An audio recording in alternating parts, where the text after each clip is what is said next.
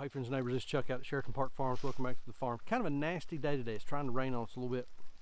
Just kind of, this is late fall, typical late fall, early winter weather here in the mountains of North Carolina. But anyway, today we got a big fencing project that we're starting to work on.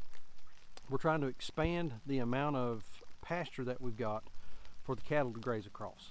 Part of the farm that we've not had any animals on yet. It's got some fencing on it, but it's not in the best of shape. So we got a lot of work to do. So hang out with us for a little bit. Let's show you how we repair a fence and try to make use of some stuff that we've got in place. Just trying to improve it. Okay, here's what we're dealing with. Again, this is the upper field. Right now the cows are in that lower field right down there across the driveway. This is the upper field as you come onto the property on the left hand side of the drive. We have not had any animals at all up here this year. We did mow it.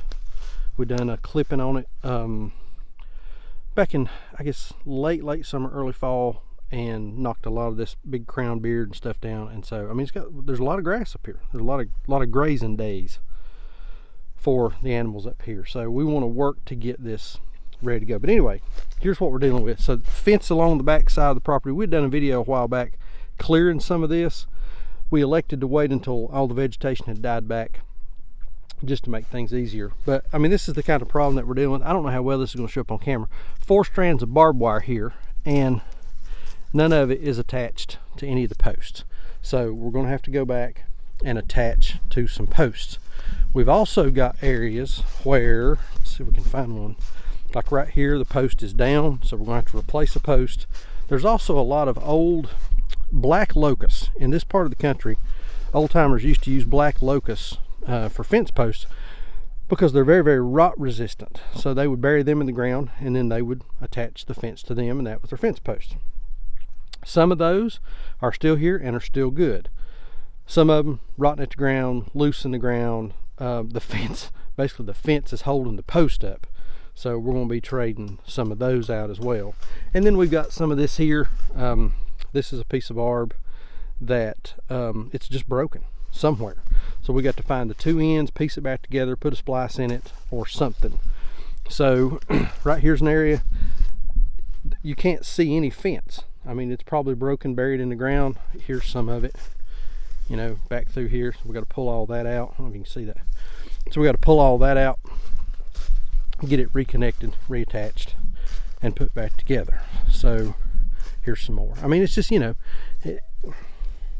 it's just neglected. It's just not had any real maintenance done on it for years. So I got JW and Newman up here, so they're helping me today. They're doing a ton of the work. I'm just sort of carrying stuff as they need it. But here's one of those black locust posts Newman's hammering on. But I mean, this is, you know, it's pretty solid post, ain't it, Newman? Yes, sir. Yeah, it ain't bad. Yeah.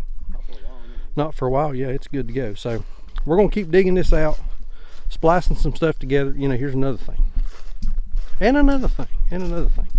A lot of folks would do this. It's not grown into this tree, but they would use trees for fence posts. So you guys that have got sawmills out there, you know how wonderful that is to be running your mill through a tree and through a saw log and hit a piece of barbed wire. So all right, we're gonna get to it.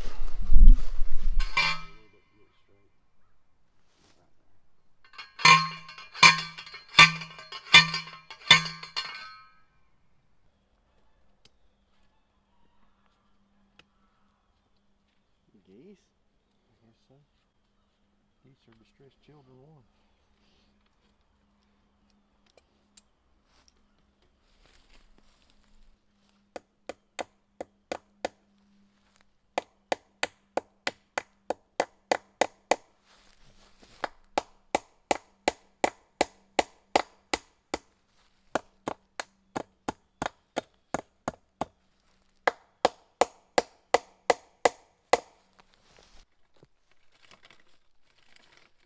And then when you get the box of clamps out of that.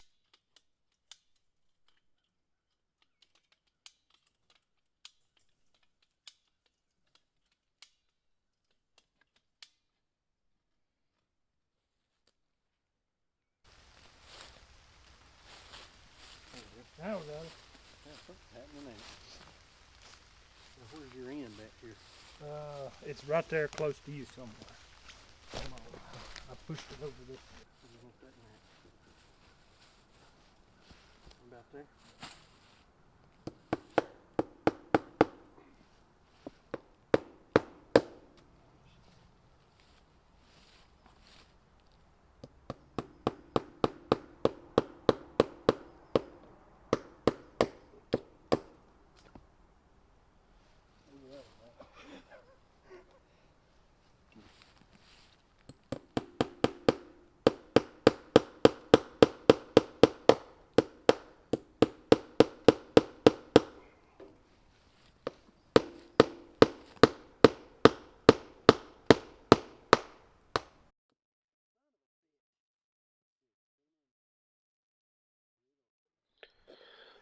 So one of the issues that we're running into with some of this old wire, and I know it's impossible to see, but some of this old wire is that it's been spliced together and pieced together. In a couple of places it was pieced together around that post right there. So we're having to cut. Maybe you did cut yourself, didn't you? Let's see your hand. Blood and gore. Folks like that on TV. So what we're having to do is we're having to add pieces in the middle to pull it all together. It's just, it's cheaper than putting in brand new, but it's a whole lot more aggravation. You're going to pay one way or the other, ain't you? Yeah. Yeah, you're going to pay one way or the other.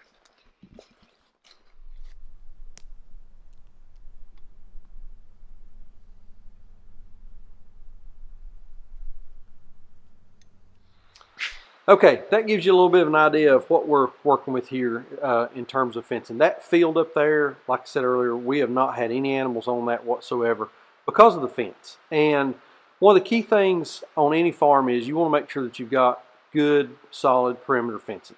You need to keep your animals on your farm.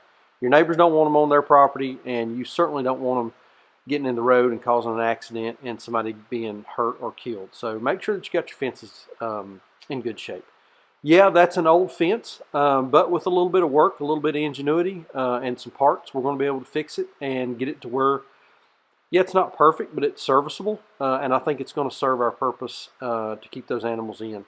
We're also going to go back later on. We'll probably run a single strand of high tensile electric just off of that, maybe 10 inches or so off of that that barbed wire fence to provide, you know, electric all across the field so that we could pull cross fences for paddocks and that kind of thing, and just to give us a little bit of added security on that pasture itself. But anyway, I think that's going to do it. Like we always say, please keep us in your prayers. May God bless you and your families, and we'll see you on the next video. Thanks.